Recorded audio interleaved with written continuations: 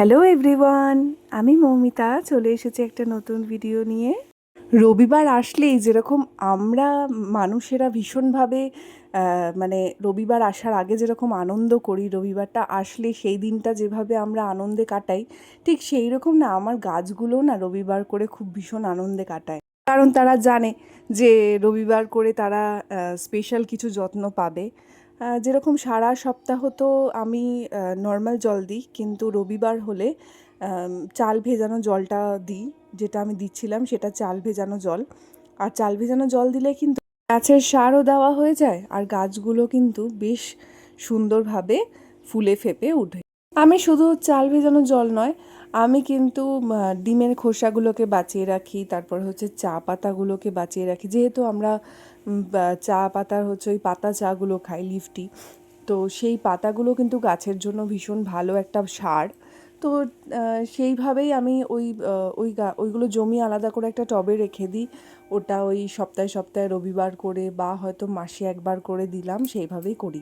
তো আজকে এনেছিলাম হচ্ছে এই স্টার ফলগুলো। এটা না কি নাম আমি ঠিক জানি না, আমি তো স্টার ফল হিসেবেই, কারণ ওটা কাটলে বেশ মানে স্টার স্টার দেখতে হয়।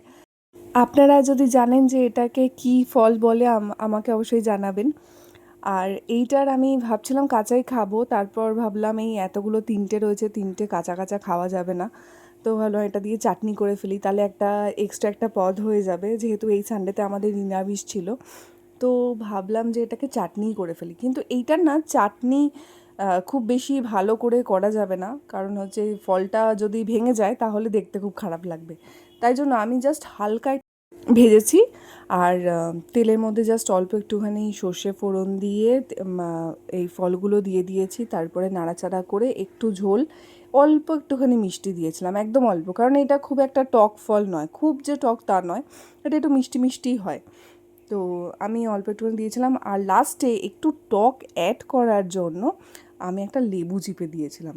আর জানি এটাতে মানে ভালোই লাগবে খেতে, তো খেয়েছিলাম, বেশ ভালোই হয়েছিল, মানে বেশ টেস্টি লাগে। আর এই ফলটা না একটা স্মেল আছে, যে স্মেলটা আমার ভীষণ ভালো লাগে, বেশ সুন্দর একটা স্মেল হয়। জানেন এই দিনকেও আমি লতি করেছিলাম, আর কচুলতি অ্যাকচুয়ালি মা আগের সপ্তাহে দিয়েছিল, খেয়ে এত ভালো লেগেছে ভাবলাম যে যখন আমি বানাতেই পারছি তাহলে কেন নয়।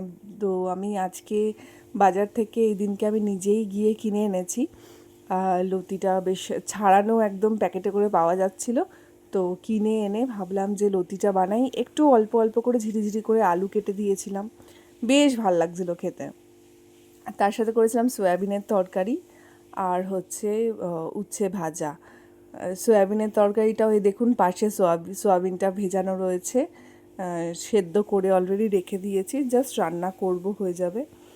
আর কি, এই করেই তো আমাদের রবিবারটা কেটে যায়। দেখুন একটু লেবুও দিয়ে দিলাম, কারণ বলছিলাম যে একটু নিজে আমি একটু টক অ্যাড করেছি এর মধ্যে, কারণ ফলটা না একটু টেস্ট করে দেখলাম পুরোটা মিষ্টিই লাগছিল।